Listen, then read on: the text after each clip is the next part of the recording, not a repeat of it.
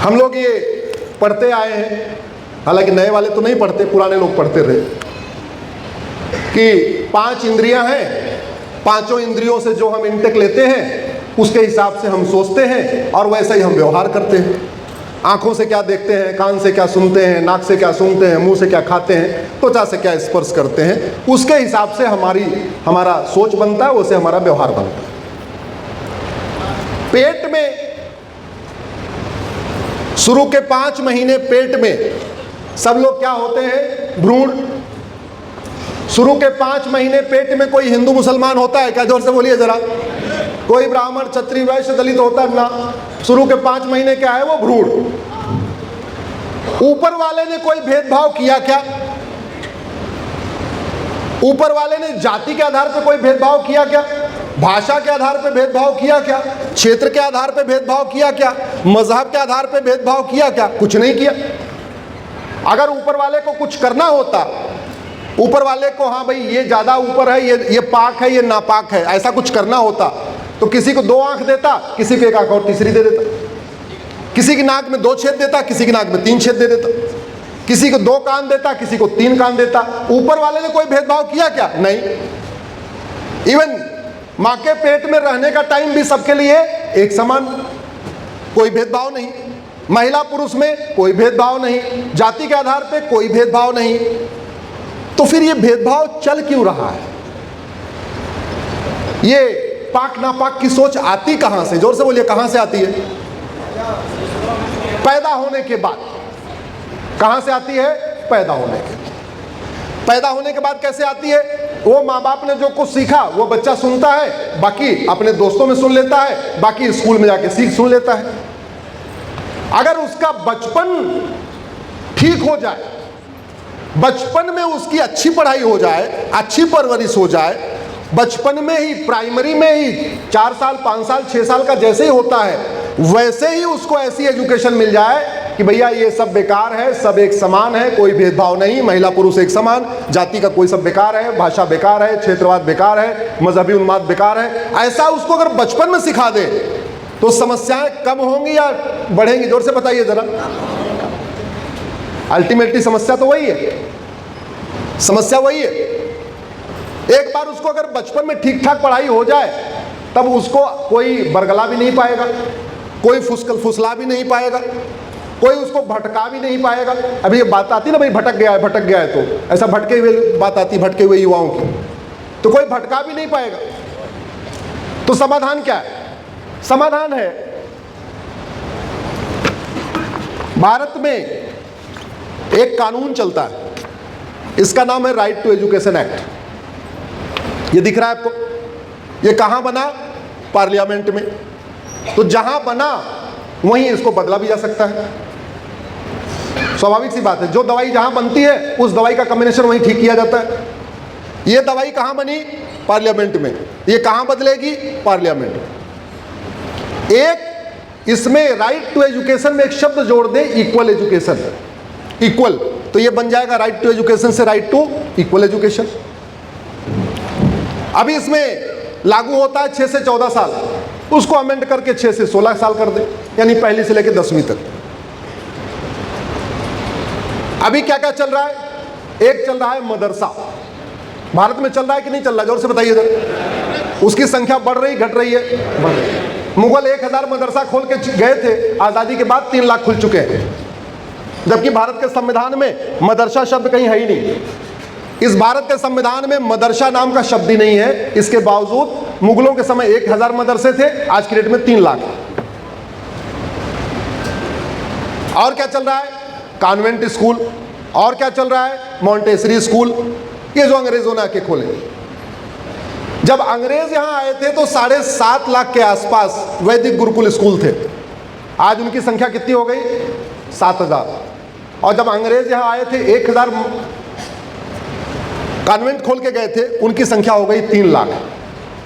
तो मतलब मुगल चले गए लेकिन मदरसा उनके साथ नहीं गया।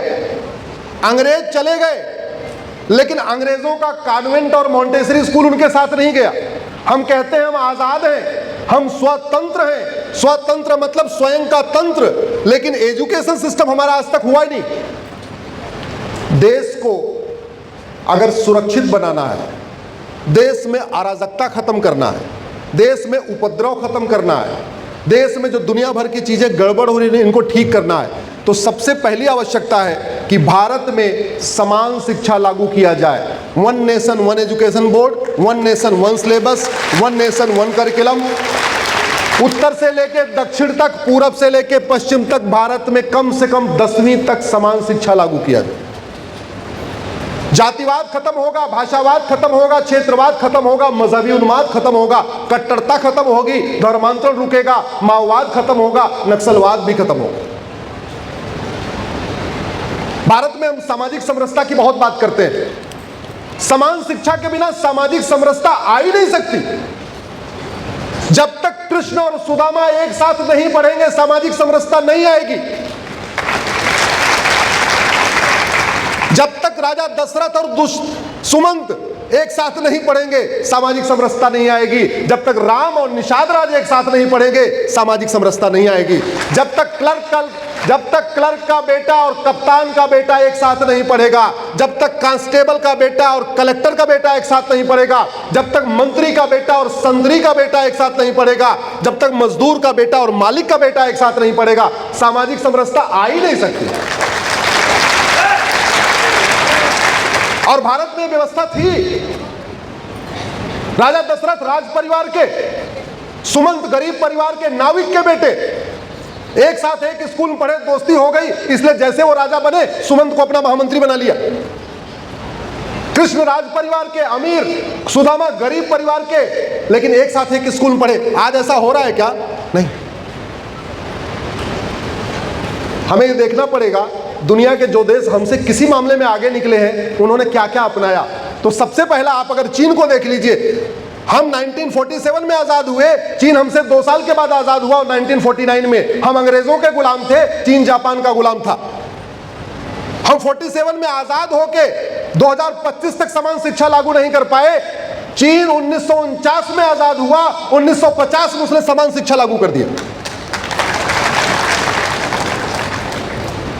यूनिफॉर्म एजुकेशन सिस्टम जरूरी है। अब आप कहेंगे इतना बड़ा देश यूनिफॉर्म कैसे हो सकता है? तो चीन हमसे 3 गुना ज्यादा बड़ा, एरिया के मामले में चीन हमसे 3 गुना बड़ा है, फिर भी समान शिक्षा है। और क्यों नहीं हो सकता? मैथ का सिलेबस पूरे देश का एक हो सकता है, जूलॉजी का सिलेबस एक हो सकता है, केमिस्ट्री का सिलेबस एक हो सकता है, बॉटनी का सिलेबस एक हो सकता है, इंग्लिश का सिलेबस एक हो सकता है, सारे विषयों का सिलेबस एक हो सकता है। हाँ, कुछ राज्यों की वहां भौगोलिक स्थिति अलग है, तो वहां के लोकल ज्योग्राफी पढ़ाने के एक सब्जेक्ट अलग हो सकता है। वहां लोकल इतिहास पढ़ाना है, उनको महापुरुषों को पढ़ाना है, एक किताब उसकी अलग हो सकती है। लेकिन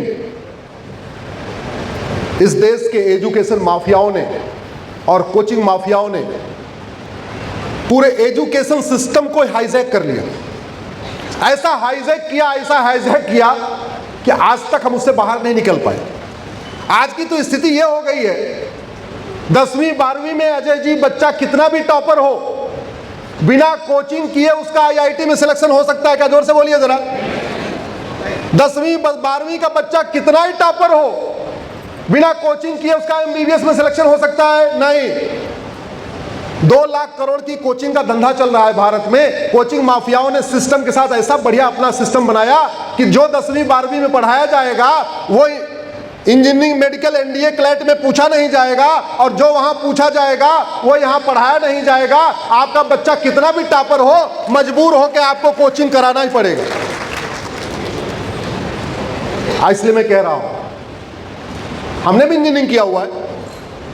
उस जमाने में हमने ट्यूशन पढ़ लिया और ट्यूशन पढ़ के क्वालिफाई कर लिया, जबकि उस समय यूपी उत्तराखंड एक था और उस यूपी उत्तराखंड में केवल 5 इंजीनियरिंग कॉलेज थे। ये मैं पुरानी बात बता रहा हूं।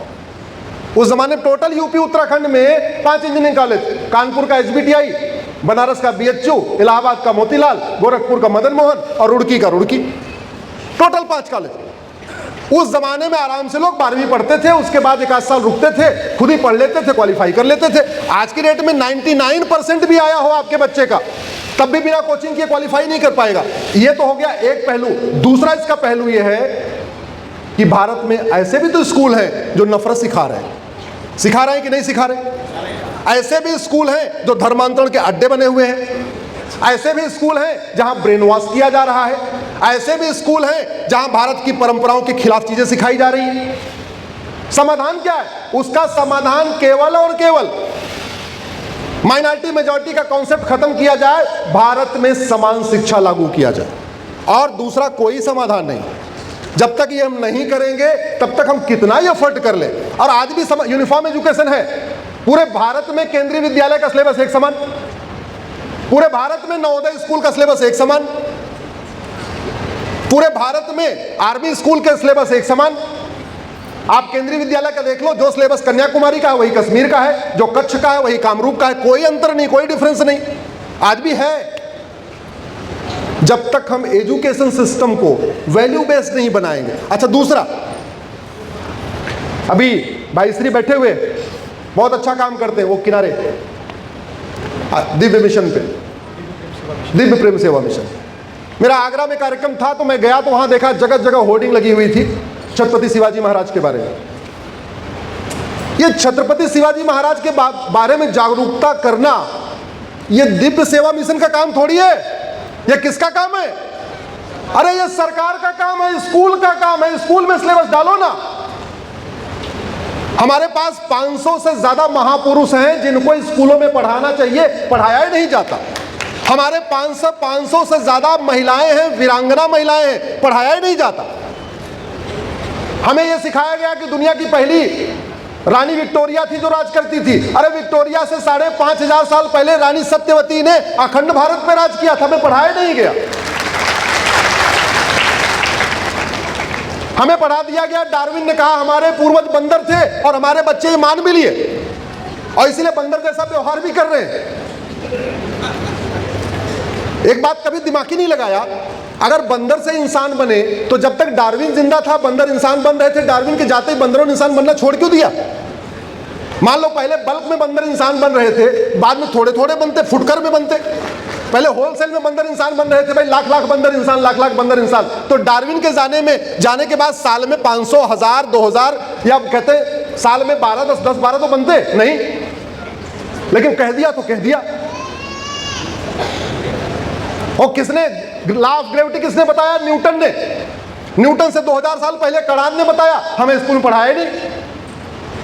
न्यूटन से 2000 साल पहले कणाद ने पढ़ाया, हमें पढ़ाया नहीं। अब ये बताओ, हमारे एजुकेशन सिस्टम को अगर हम नहीं पढ़ाएंगे तो जापान पढ़ाएगा क्या? सिंगापुर पढ़ाएगा क्या? अमेरिका पढ़ाएगा क्या? एक बात आपको बता दूं, दुनिया का 2 देशों का एजुकेशन सिस्टम सर्वोत्तम माना गया, एक फिनलैंड का, एक जापान का। और फिनलैंड और जापान का एजुकेशन सिस्टम मैंने देखा हुआ है, मैंने वहां की किताब देखी, सेम हमारा गुरुकुल वैदिक शिक्षा वाला मॉडल है, सेम। हमारा वैदिक एजुकेशन सिस्टम क्या था? 555 मॉडल था। 5 साल का प्राइमरी, 5 साल का जूनियर, 5 साल का ग्रेजुएशन, टोटल कितने हो गए? 15 साल। मैकाले आया, यहाँ के एजुकेशन सिस्टम को समझा, टोटल था 15 साल। उसने दिमाग लगाया, 5 साल का प्राइमरी, 3 साल का जूनियर, 2 साल का हाई स्कूल, 2 साल का इंटर, 3 साल का बीए, बीएससी, बीकॉम, टोटल कितने हो गया? अरे 15 साल हुआ। हमारे 555, 5 साल का प्राइमरी, 5 साल का सेकेंडरी, 5 साल का ग्रेजुएशन, उसी को कॉपी मार के 15 साल को उसने बाइफरकेट कर दिया। 5 साल प्राइमरी, 3 साल जूनियर, 2 साल सेकेंडरी, 2 साल हायर सेकेंडरी, 3 साल ग्रेजुएशन, और देख के चला गया। हम उसको लेकर ढोए जा रहे हैं। इस देश में परिवार टूट रहे हैं, तलाक की घटनाएं बढ़ रही हैं, माता पिता पुत्र एक साथ रह नहीं पा रहे, सास बहू एक साथ रह नहीं पा रही, भाई भाई एक साथ रह नहीं पा रहे, मानसिक प्रेशर बढ़ता जा रहा है। ये किसका परिणाम है? ये Macaulay, missionary, Montessori education system का परिणाम है। अश्लीलता बढ़ रही है, नशे का कारोबार बढ़ रहा है, आदमी के विचार खत्म होते जा रहे हैं, हमारे त्योहार खत्म हो जा रहे हैं, हम अपनी जड़ों से कटते जा रहे हैं। ये किसका परिणाम है? ये Montessori, Macaulay, missionary education system का परिणाम है। समाज की एक सीमा होती है, समाज के चलने की एक सीमा होती है, गति की। शासन की गति उससे कई गुना ज्यादा होती है। इसलिए अब समय आ चुका है कि भारत में मिलके सब लोग भारत में यूनिफॉर्म एजुकेशन सिस्टम की बात करें, समान शिक्षा लागू करने की बात करें। और एक बात आप समझ लीजिए, अगर दिल्ली में एक रेलवे बोर्ड से पूरे देश की रेलवे चल सकती है तो एक एजुकेशन बोर्ड से पूरे देश के स्कूल नहीं चल सकते। क्या? जोर से बोलिए जरा। अगर 1 नेशन 1 टैक्स हो सकता है, 2 स्लैब में 5% और 18% में। तो उसी पैटर्न पे पूरे देश का physics, chemistry, zoology, botany, Hindi, English हो सकता है क्या? हो सकता है। आजकल जीएसटी कैसे चलता है? केंद्र के वित्त मंत्री अध्यक्ष हैं, राज्यों के वित्त मंत्री उसके मेंबर हैं, 3-3 महीने पे जीएसटी काउंसिल की बैठक होती है, फिर वो तय करते हैं कि इस पे कितना टैक्स लगाना है। तो वैसे ही जैसे जीएसटी काउंसिल है, ऐसे एजुकेशन काउंसिल बन जाएगी, केंद्र के शिक्षा मंत्री अध्यक्ष हो जाएंगे, राज्यों के शिक्षा मंत्री उसके मेंबर हो जाएंगे, 3-3 महीने पे बैठक हुआ करेगी और ये तय करते रहेंगे मैथ में क्या क्या पढ़ाना, फिजिक्स में क्या क्या पढ़ाना, जूलॉजी में क्या क्या पढ़ाना, बॉटनी में क्या क्या पढ़ाना। इस देश में हम जो जड़ों से कटे हुए हैं, इसका सबसे बड़ा परिणाम विदेशी शिक्षा व्यवस्था है। इसलिए सबसे पहली आवश्यकता है कि भारत में मजहबी विभाजन को रोका जाए और भारत में 10वीं तक समान शिक्षा लागू किया जाए। 1 नेशन 1 सिलेबस, 1 नेशन 1 एजुकेशन। जातिवाद, भाषावाद, क्षेत्रवाद, अलगाववाद, पत्थरबाजी, मजहबी उन्माद, माओवाद, नक्सलवाद, धर्मांतरण, इन सब का समाधान हो जाए।